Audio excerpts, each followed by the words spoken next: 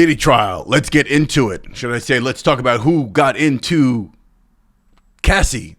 We're going to talk Punisher. The Punisher. How many Punisher movies are there? There was the one with Dolph Lundgren, Thomas Jane, and there's a one with in 2008. That was Ray Stevenson, right? Played the Punisher, and then I think there were also TV shows. But we're not talking about that Punisher. We're talking about this guy, 30-year veteran in the industry, male dancer, named Sheree Hayes, a.k.a. The Punisher. Now, apparently, as obvious as it seems that this moniker of his was used, because he punished the women, he punished the ladies with his, his masculine thing, his energy, and what he did as a performer, and his dry humping and stuff, and all the different bachelorette parties and strip events that he was hired for. However, this moniker was not about him doing any of that stuff. It was from his basketball days. Supposedly, that's what it was for. I don't really believe that. But anyway, let's get into this. Time to talk.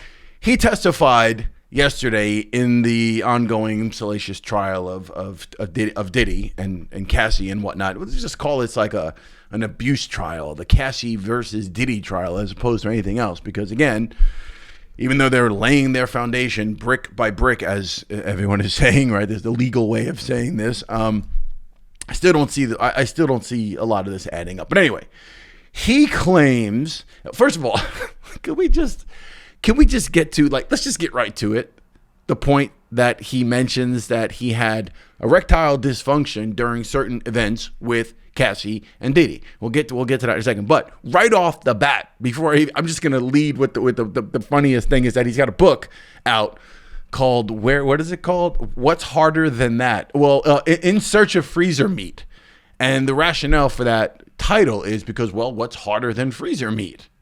Which I think everyone in the courtroom got a giggle out of that one from what I heard. Now, he has his book out, but let's go back to the ED situation. So apparently, giving his testimony, he talked about being hired by Cassie, and he would show up to the hotel, and he would, be there, and she would greet him in a bathrobe, and then Diddy would come out, Mr. Black, whatever his name was. He would come out in like what is it called, a niqab or whatever. It's like not a full Muslim dress, but just the cover, the head covering, the face covering. I guess that was his disguise.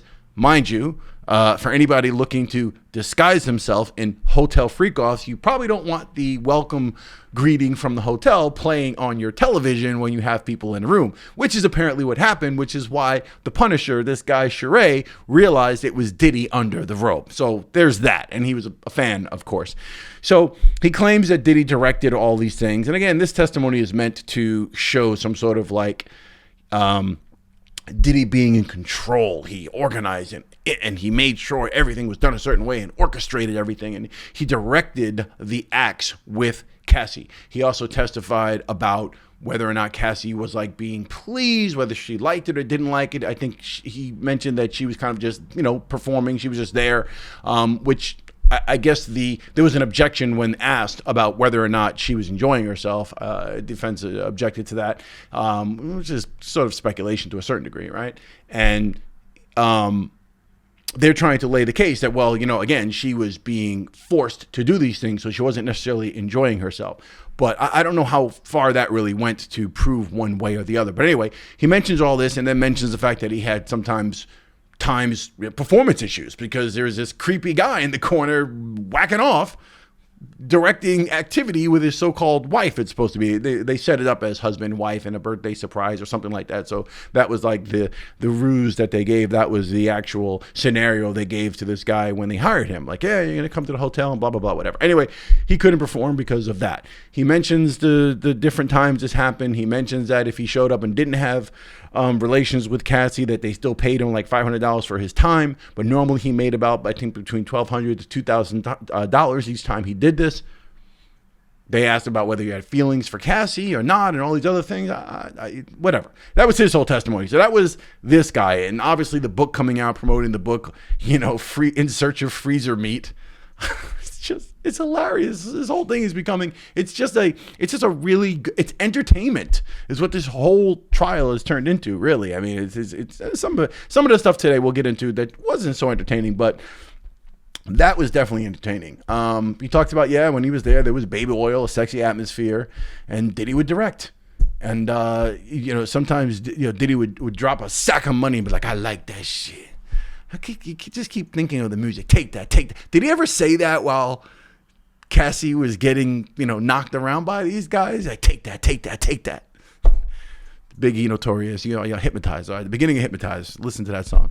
So that's what that is. But yeah, this guy, he testified to all. A lot was supposed. The baby oil thing. how much baby oil was on there. We were supposed to be glistening. That sounds kind of scripted to me, because I think Cassie used the same word, like glistening. Like, no one used the word shiny or anything. Like, everyone keeps using the word glistening as if it's kind of scripted to me. I don't know about that. So that's really that's his testimony. And then the whole thing about him supposing to finish in a specific spot. In other words, he was supposed to end the session, finish off, take that how you will, on Cassie in some particular spot, whatever. And then Cassie has been reported before, she would go to another room with Sean and proceed to rub said finished material, liquid, on Sean. He was into that. It's interesting. On YouTube, everyone's not saying certain words and for fear of being demonetized and such like that. I kind of have tried to follow suit as well, as much as I can, and not really discuss too much of this, but of the sexual stuff. But is anyone commenting on the fact of how free?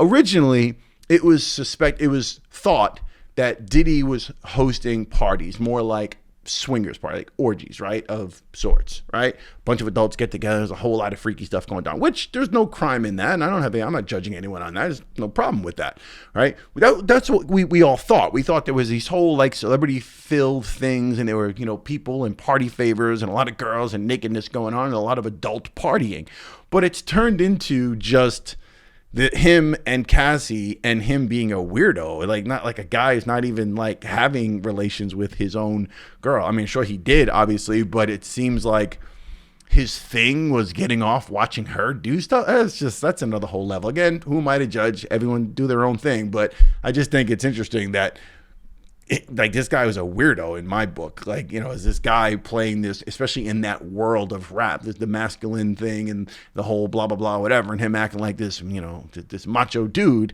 and he's paying dudes to get it on, watching dudes get it on with his girl, and then having fluid rubbed on him is, we haven't gotten to anything yet that details or exposes any of Diddy's sexuality preferences. We haven't gotten there yet. Maybe we will, maybe we won't. I don't know. But just the whole liquid thing being rubbed on him is a little whatever. Again, not judging, not making, if that's your thing, that's your thing. So anyone's watching and you're offended, but I'm not trying to offend anyone. Just pointing out that would sort of lead down the road of Diddy might be a little, okay, anyway. Not that that's breaking news. I think most people knew that. But anyway, let's move on. We had another witness, an agent, government agent, who's one of Homeland Security agents. He's one of the agents that raided the home of Diddy in Miami. They waited for Diddy to believe he was leaving with the family, so they raided the home. And they found there, so this is where you find sort of the racketeering stuff, really, if they're trying to find anything. He's talking about details, the photos. They had photos, and he detailed stuff that they found, like guns, AR-15s that were loaded with ammo, and I think one of them had a red dot, sight on it, and the serial numbers were removed. That is criminal right there. So that's very sort of gang-related, mafia-related criminal activity right there. Also found Astroglide, baby oil, and drugs. Okay, yeah, we already know all that stuff, right? Then we got another witness, David James, who was the executive assistant. And there was a moment where he partied, he did ecstasy, he did some things, and there was a video of him kind of just hanging out, having a good time. And Diddy sort of crept up next to him, was like, "Oh, is that you on there?" He's like, "Oh, I'm gonna have to hold on to that, for the future, something like that, in case I need it." Sort of a threat of some sorts, or some way of suggesting that Diddy was telling this guy that I've got something over you. So again, making the case that Diddy kind of ran this enterprise where he blackmailed people and had people under his thumb. So that's what that was. He also testified about the report about the Suge Knight thing at Mel's Diner. By now, I'm sure you've heard about that, where apparently it was reported that Suge Knight was over at Mel's Diner on Sunset. This is a really popular diner in Hollywood. And Suge Knight was there, and Puffy's like, "Yo, let's get the guns," and got his boys and all went to go find Suge, right? They were going to confront him. Now, I heard on a different report from somebody related to the previous Suge Knight case that was nonsense. Their opinion on it was that was nonsense. There was no way Diddy was doing that. Diddy was not a bad boy. Diddy was not a guy running around grabbing guns from the hood and was like shooting people and beating people up. I mean, women he beat up, but he wasn't that dude. So, and I kind of believe that. I do not think this whole Suge Knight at Mel's Diner thing is real. And this person also testified that Diddy was hella scared of Suge Knight, as most people were. There's no way little Diddy was like going to go confront Suge Knight of it just, I don't believe that whatsoever, but this guy testified that I mean, there's no evidence that it actually happened. He's just saying that that's what he heard, and that's where Diddy went. For all we know, Diddy went out to get a burger and fries. So there's that. He talked about that he also helped to stock the hotel rooms with, with the freak off stuff, condoms, applesauce, baby oil. What's the applesauce for? Were they just eat? Is that like his, I don't know, snack of choice? And then also interesting, Obama gets roped into this because apparently there are ecstasy pills that are shaped like Obama. I guess his face or something. I don't know how does that. I've never seen ecstasy. I've never even seen it in real life. Is it like a pill? I guess it's not like you can make different shapes of it or different whatever. But apparently they have Obama face like ecstasy pills. So there was that.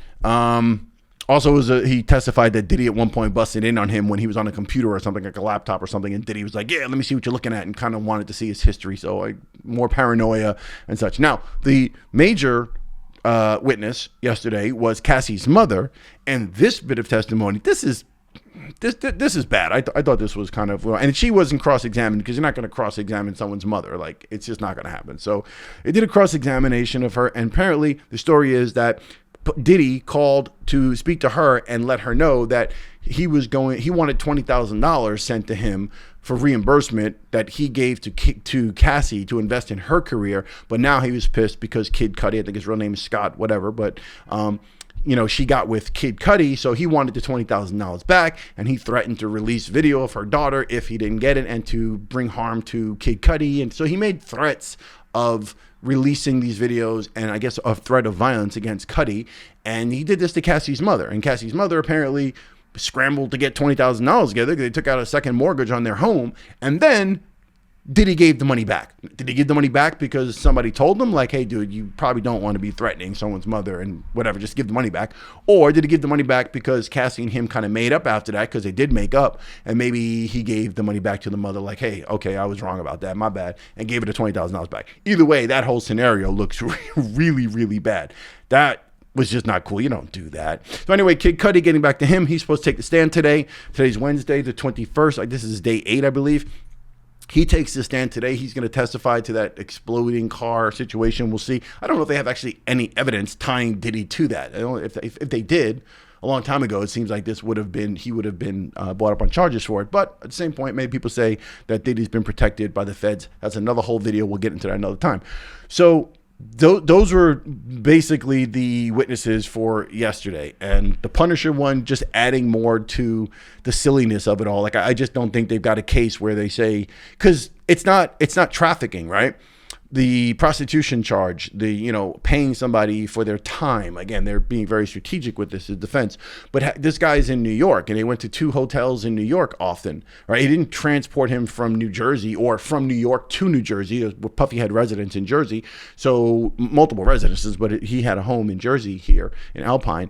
And this guy wasn't being transported across state lines for the purposes of sex. So again, this just adds to the whole, I guess, was Cassie, what they really wanted to get out of this was you were performing, but Cassie was kind of just laying there and do whatever. And we want to prove that. And we want to prove that Diddy was directing and orchestrating this event, and he was behind it all. And he was, that kind of guy. That's what this whole thing was about. Anyway, we'll see what happens. Going to continue to do these videos where I just give you my quick take on it and just tell you, okay, this is basically the breakdown. This is what happened. I'm still waiting to see, again, the brick by brick analogy of where they're going to really nail him on certain things. I think the most damaging part of this so far was the Cassie's mother testimony, that transaction there with the $20,000 and the guns, the AR-15s in the Miami residence. Like, that charge on the guns could be something leading to much more with the racketeering.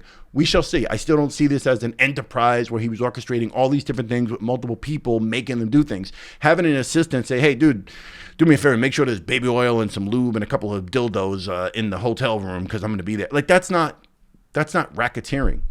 It's just not. You've got assistants working for you, and you're a multi-billionaire mogul in the industry, and you've got people saying, hey, make sure I've got Fruit Loops or M&Ms in my green room, or make sure there's some condoms because we're going to have some freaks at the end of the night. That's not criminal whatsoever, but we shall see what happens. Again, time to talk. If you've not subscribed to the channel. Really appreciate it if you subscribe. I'm growing the channel back, getting back into this whole thing. Hit the like button on the way out. That makes a big difference in the algorithm. If you watch the video, hit like, leave comments below. I think that's even more important than anything because I want to hear what you guys have to say about this. Let me know how I'm doing. I will see you on the next Time to Talk. Peace.